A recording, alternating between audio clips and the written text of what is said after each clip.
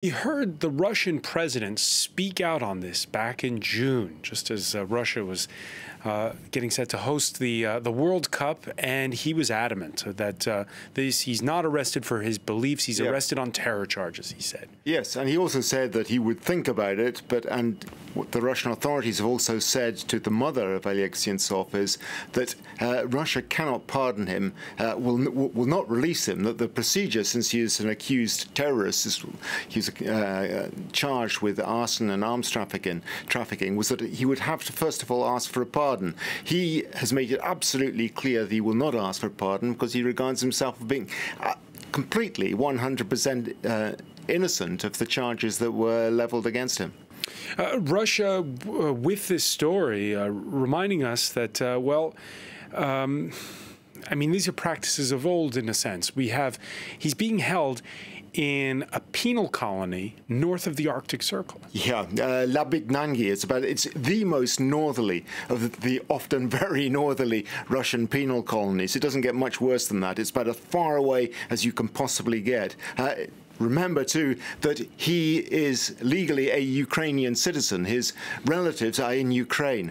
That is thousands and thousands of kilometers away from Ukraine, and one has to suspect that the Russians have done that to try and crack his morale and to try to persuade his relatives, perhaps, to pressurize him to beg for a pardon. But he's made it absolutely clear, as I just pointed out, he is not interested in making a pardon appeal because he regards himself as being utterly innocent. He was arrested after the invasion of Crimea by Russian military forces. He was stripped of his Ukrainian citizenship, quite illegally, by the Russian authorities, and then given Russian citizenship against his will, and then tried according to Victor's justice.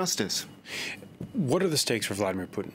Well, it's an important issue for Putin. He doesn't want to back down, of course, and in a sense you will probably see Oleg Sentsov and the other 64 Ukrainian political prisoners who Sentsov says are being held in Russia at the moment as chips in a bargaining game with the rest of the world, with the Western powers who've imposed heavy and difficult sanctions for the Russians. With Western powers or with Ukraine as a possible prisoner swap for Russians being held by the Ukrainians? Well, quite, but I think the bigger game is the rest of the world.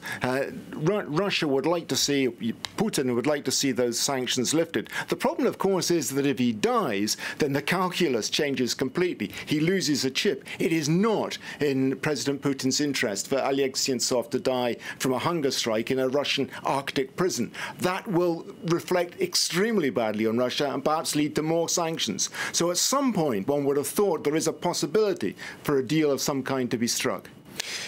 Just one final question for you, Rob. What do Russians more broadly think of all this? Because this story is a reminder, right, of the slow boil that continues, the simmering conflict at the border between Russia and Ukraine, the fighting that's still going on in the Donbass in eastern Ukraine. Yeah. What do Russians make of all this? Well,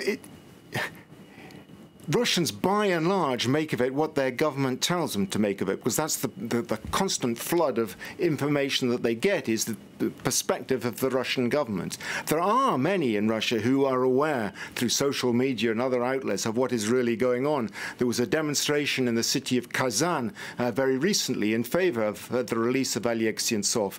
But the people who are demanding his release are very much in a minority. Those who regard him as being wronged in Russia regard him are very much in a minority. The vast majority of Russian citizens are entirely ignorant of what actually happened in Crimea and the circumstance of his arrest, trial, and the charges brought against him. Chief International Affairs Editor Robert Parsons, many thanks.